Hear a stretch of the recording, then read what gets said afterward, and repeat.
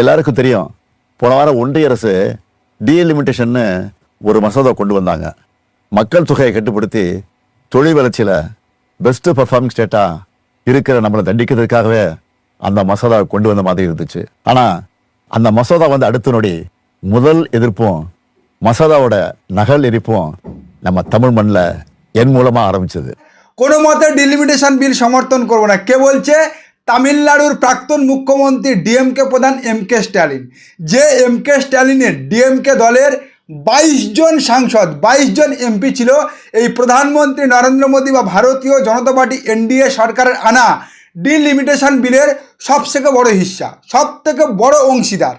কারণ আপনারা জানেন তৃণমূল কংগ্রেস থেকে 20 জন সাংসদ ভাঙিয়ে নিয়ে গিয়েছে, আর সেই 20 জন তৃণমূল কংগ্রেসের সাংসদের থেকেও 2 জন সংখ্যায় বেশি ছিল এই ডিএমকের এমকে স্ট্যালিনের সাংসদ সংখ্যা। যে সাংসদ সংখ্যার উপরে ভর করে নরেন্দ্র মোদীর এনডিএ সরকার চলতি বাদল অধিবেশনে ডিলিমিটেশন অর্থাৎ আসন পুনর্বিন্যাস ও এক দেশ এক ভোটের মতো বিলগুলো পাশ করতে চেয়েছিল। কিন্তু আজকে স্পষ্ট পরিষ্কারভাবে একেবারে সাংবাদিক সম্মেলন করে সেই ডিএমকে প্রধান এমকে স্ট্যালিন তিনি জানিয়ে দিলেন বিগত দিনেও সমর্থন করেননি এবং আগামী দিনে এই ডিলিমিটেশন বা আসন পুনর্বিন্যাসের মতো বিলকে তার দল সমর্থন করবে না। অর্থাৎ ওই মোদিজির কথায় আঙ্গনে ঘাত্রম লাউডনে ভুজম, ডিলিমিটেশন বিল মায়ের ভোগে। নমস্কার দর্শক বন্ধুরা, আমি বাবু সোনা, আপনারা দেখছেন চ্যানেল রাজকার্য। চ্যানেল রাজকার্যতে আপনাদের আরও একবার স্বাগত জানাই। গতকালের লাইভ প্রতিবেদনে আমি আপনাদেরকে জানিয়েছিলাম রাহুল গান্ধী এমকে স্ট্যালিনকে ম্যানেজ করে ফেলেছে।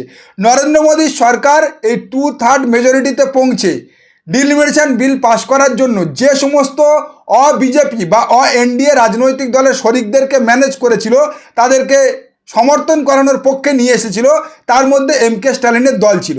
যে এমকে স্ট্যালিনের দলকে হাত করার পিছনে একটা সবথেকে বড় কারণ ছিল রাহুল গান্ধী টিভিকে প্রধান থালাপতি বিজয়ের সমর্থন করেছিল। তামিলনাড়ুতে যখন ক্ষমতা বদল হয়েছিল তখন রাহুল গান্ধী থালাপতি বিজয়কে সমর্থন করেছিল এবং রাজনৈতিক মহলে সেই থালাপতি বিজয়কে রাহুল গান্ধীর সমর্থনের পরে গুঞ্জন শুরু হয়ে গিয়েছিল যে এমকে স্ট্যালিন ইন্ডিয়া জোট থেকে বেরিয়ে যেতে চলেছে। কিন্তু এমকে স্ট্যালিনের আজকের এই বক্তব্যের পর তিনি যখন স্পষ্ট পরিষ্কারভাবে সাংবাদিক সম্মেলন করে নিজে জানিয়ে দিলেন যে আগামী দিনেও কোনো মতে বিগত দিনের মতো এই ডিলিমিটেশন বিলকে তার দল সমর্থন করবে না, সেই জায়গা থেকে গতকাল আমি আপনাদের সামনে যে খবর, যে লাইভ প্রতিবেদনে সংবাদটা তুলে ধরেছিলাম যে রাহুল গান্ধী এমকে স্ট্যালিনকে ম্যানেজ করেছে, দক্ষিণের রাজনীতিতে রাহুল গান্ধী একচ্ছত্র ক্ষমতা বিস্তার করে ফেলেছে, ভারতীয় জনতা পার্টি দক্ষিণের রাজনীতিতে কোনো মতে এই উত্তরের রাজনীতি বা মধ্য ভারতের রাজনীতির মতো থাবা বসাতে পারছে না বা সেখানে কোনো মতে আধিপত্য বিস্তার করতে পারছে না, তা আজকের একেবারে বাস্তব প্রমাণিত হয়ে গিয়েছে। திராவிட முன்னேற்ற கழகமும் காங்கிரஸ் பேரியக்கமும் ஒரு காலத்தில் வெவ்வேறு பாதைகளை பயணிச்சிருந்தாலும், ஆனால் இன்னைக்கு நாட்டுடைய நன்மைக்காக, நாட்டினுடைய நலனுக்காக, தமிழ்நாட்டினுடைய வளர்ச்சிக்காக, அதையும் தாண்டி இந்திய நாட்டினுடைய ஒற்றுமைக்காக ஒரே அணியில அதே சிந்தனையோடு நாம் பயணித்துக் கொண்டிருக்கிறோம் என்பதுதான் குறிப்பிடத்தக்கது।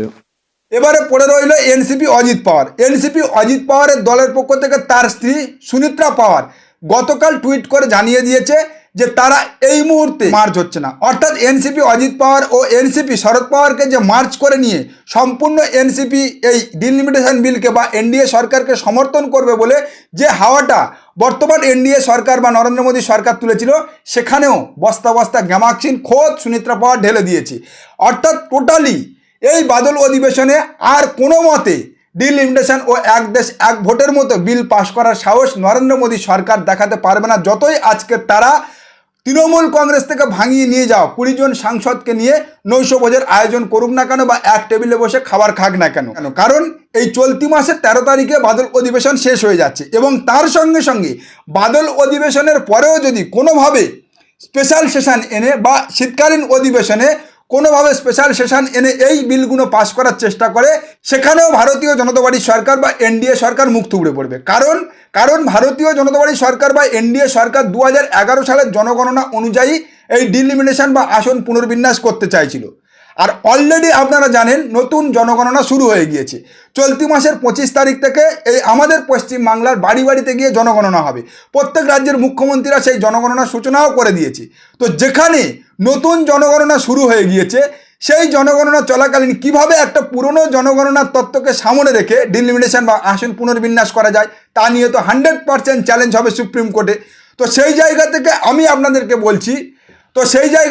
আপনাদেরকে বলছি নরেন্দ্র মোদী বা এনডিএর সরকার এই ডিলিমিটেশন ও আসন, তো সেই জায়গা থেকে আমি আপনাদেরকে বলছি এই নরেন্দ্র মোদী বা এনডিএ সরকার এই ডিলিমিটেশন ও এক দেশ এক ভোটের মধ্যে যে বিলগুলো পাস করে আগামী দিনে ক্ষমতা ধরে রাখতে চাইছে, কারণ তারা তো অলরেডি বুঝে গিয়েছে বর্তমান ভারতবর্ষের রাজনীতি যেদিকে মোড় নিচ্ছে বা যেদিকে ঘুরছে তাতে করে আগামী 2029-এ আর এই সরকারকে এই ভারতবর্ষের জনগণ চাইছে না।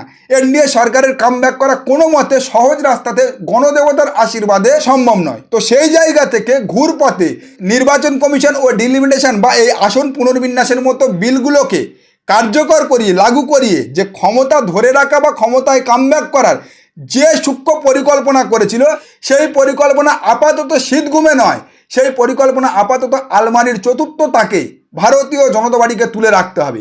এবার তাহলে সেই জায়গা থেকে প্রশ্ন উঠছে এই যে সমস্ত রাজনৈতিক দল থেকে অর্থাৎ এই তৃণমূল কংগ্রেস থেকে যে 20 জন সাংসদকে ভাঙিয়ে নিয়ে গিয়েছে এবং যে শিবসেনা থেকে 6 জন সাংসদকে ভাঙিয়ে নিয়ে এসেছে তাদের কি হবে?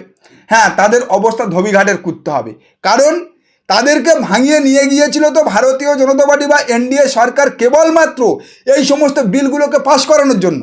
না হলে এই মুহূর্তে তো কেন্দ্র থেকে ভারতীয় জনতা পার্টি সরকার পড়ে যাবে তেমন কোনো সম্ভাবনা দেখা যায়নি, কিন্তু যেহেতু ভাঙিয়ে নিয়ে গিয়েছিল সেহেতু এখন তারাও ডিমান্ড করতে শুরু করেছে, কারণ তারা বলছে যে আমরা তো আর মমতা বন্দ্যোপাধ্যায়ের কাছে ফিরতে পারবো না বা এনসিপিআই থেকে আমরা আর কিছু করতে পারবো না, তো আমাদেরকে নিয়ে কি করবে।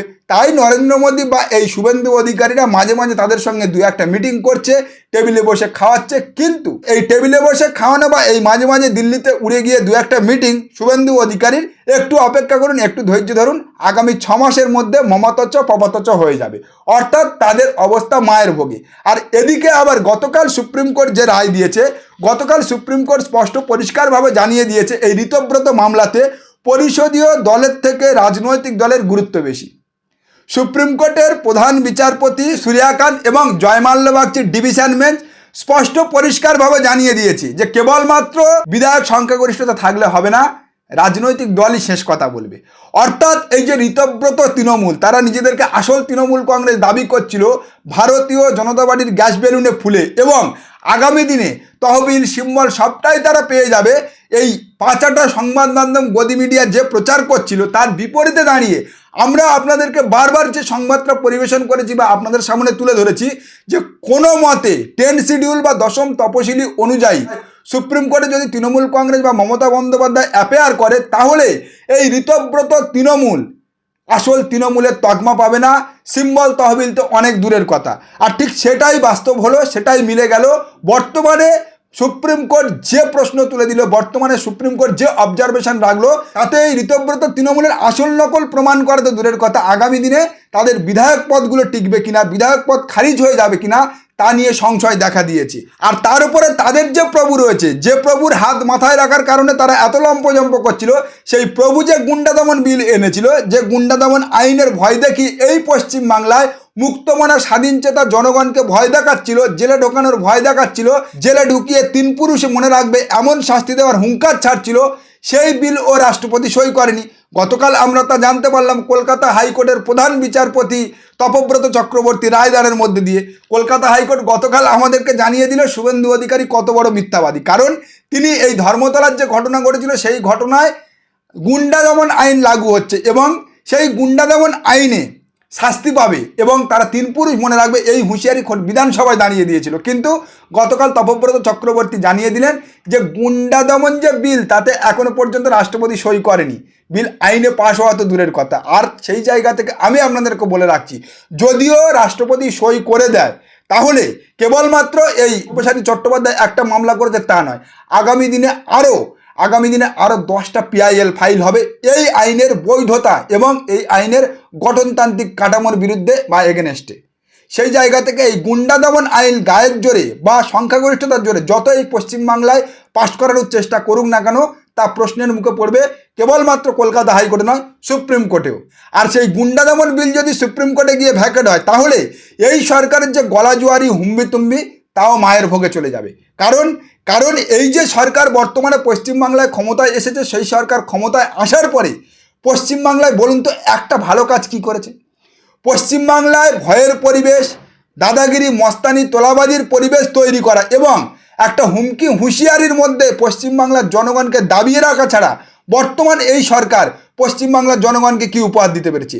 এই সরকার বিগত দিনে যে প্রতিশ্রুতিগুলো দিয়েছিল সেই প্রতিশ্রুতির একটাও পূরণ করতে পেরেছে?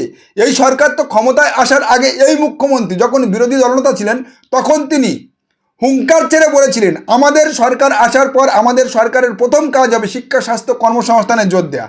অর্থাৎ বেকারদের চাকরি, যে সমস্ত চাকরিহারা শিক্ষকরা চাকরি হারিয়েছে তাদের ওএমআর সিট সুপ্রিম কোর্টে আমরা জমা করে বলবো এরা যোগ্য, এদের চাকরি ফিরিয়ে দিন, বাকিদের চাকরিটা বাতিল করুন। কোথায় তাদের চাকরি? এই শুভেন্দু অধিকারী ক্ষমতায় আসার আগে বলেছিল আমরা ক্ষমতায় এলে টাটা ফিরবে, সিঙ্গুরে টাটা হবে, শিল্প হবে। কোথায় শিল্প? ক্ষমতায় আসার পরে একটা আমুলের কারখানা, দই কারখানা আমাদেরকে ললিপপ হিসাবে দেখাচ্ছে, যেটা মুখ্যমন্ত্রী মমতা বন্দ্যোপাধ্যায়ের সঙ্গে 2024-25 অর্থবর্ষে আমুল কোম্পানির স্বাক্ষর হয়েছিল। 6,000 কোটি টাকার মৌ স্বাক্ষর হয়েছিল বাণিজ্য সম্মেলনে, সেটাকেই এখন জুজু হিসাবে দেখাচ্ছে। আর পড়ে থাকে স্বাস্থ্য, সেই স্বাস্থ্য নিয়ে এই সরকার ক্ষমতায় এসে যে খেলা দেখাচ্ছে তাতে সাধারণ গরিব মানুষের না বিশ্বাস উঠে গিয়েছে। স্বাস্থ্যসাথী বন্ধ, ওনারা আনলেন আয়ুষ্মান, কারণ মমতা বন্দ্যোপাধ্যায় নাকি বঞ্চিত করেছে। আর সেই আয়ুষ্মান আনার পরে যখন দেখতে সেই আয়ুষ্মানের ক্রাইটেরিয়া সবার ক্ষেত্রে লাগু করা যাবে না, সবাই পাবে না, তখন আবার বিকল্প রাস্তা হিসাবে উনি বলছেন মুখ্যমন্ত্রী স্বাস্থ্য সুরক্ষা যোজনা বলে একটা প্রকল্প আমরা 5 লক্ষ টাকা চালু করছি, যারা এই আয়ুষ্মান ভারত পাবে না তারা এই প্রকল্পের সুবিধা পাবে। তাহলে সেদিন যে মমতা বন্দ্যোপাধ্যায় ভুল ছিল না, মমতা বন্দ্যোপাধ্যায় এই পশ্চিমবাংলায় সমস্ত গরিব মানুষ বর্ণ ধর্ম নির্বিশেষে সবাই পাবে না এই কথাটা মাথায় রেখে যে আয়ুষ্মান ভারত চালু করেনি তা তো আজ বাস্তবে প্রমাণিত। যার বিরুদ্ধে এই শুভেন্দু অধিকারী হুঙ্কার ছেড়েছিল, এই শুভেন্দু অধিকারী বলেছিল কেন্দ্রীয় সরকার আয়ুষ্মান ভারত এই পশ্চিমবাংলায় চালু হতে দিচ্ছে না, তাহলে আজকের কেন আপনি ক্ষমতায় এসে আয়ুষ্মান ভারত চালু করার পরেও একটা বিকল্প 5 লক্ষ টাকার মুখ্যমন্ত্রী স্বাস্থ্য বীমা যোজনা স্কিম চালু করছেন? হ্যাঁ, বিগত দিনে মমতা বন্দ্যোপাধ্যায় ঠিক ছিল, আজকের পশ্চিমবাংলার জনগণ বুঝছে। কারণ আজকের পশ্চিমবাংলায় ক্ষমতায় আসার পরে এই ভারতীয় জনতা পার্টি প্রথম পেটে লাথি মেরেছিল এই পশ্চিমবাংলার হিন্দুদেরকে। হ্যাঁ, গোয়ালাদের পেটে লাথি মেরেছিল, যারা গোপালক গোয়ালা তাদের পেটে লাথি মেরেছিল, কুরবানি বন্ধ করেছিল। উনি ভেবেছিল মুসলমানদের মারবে, উনি ভেবেছিল মুসলমানদের জব্দ করবে, কিন্তু প্রথমে পেটে পা তুলে দিয়েছিল উনি বা ওনার সরকার এই পশ্চিমবাংলার হিন্দুদের। পরবর্তীতে উনি কি শুরু করলেন? পরবর্তীতে উনি একের পর এক এই পশ্চিমবাংলার 119টা স্টেশন ও স্টেশন লাগোয়া স্টেশনের বাইরে হকারদের উচ্ছেদ করলেন, তাদের দোকান ভেঙে দিলেন। যে সরকারের এক থালা ভাত দেওয়ার ক্ষমতা নেই, মুরদ নেই, সেই সরকার কিল মারলো। কাদের কিল মারলো? কটা সংখ্যালঘু মুসলমানদের সেখানে দোকান ছিল, সব থেকে বেশি দোকান ছিল হিন্দুদেরকে। তৃতীয়ত, এই পশ্চিমবাংলায় ক্ষমতায় আসার পর ওনারা বলেছিল বিগত সরকারের প্রত্যেকটা প্রকল্প ডবল দেবে, অন্নপূর্ণা ভাণ্ডার 3,000 টাকা দেবে বিগত দিনে লক্ষ্মীর ভাণ্ডারের পরিবর্তে। কজন মা বোন পাচ্ছে?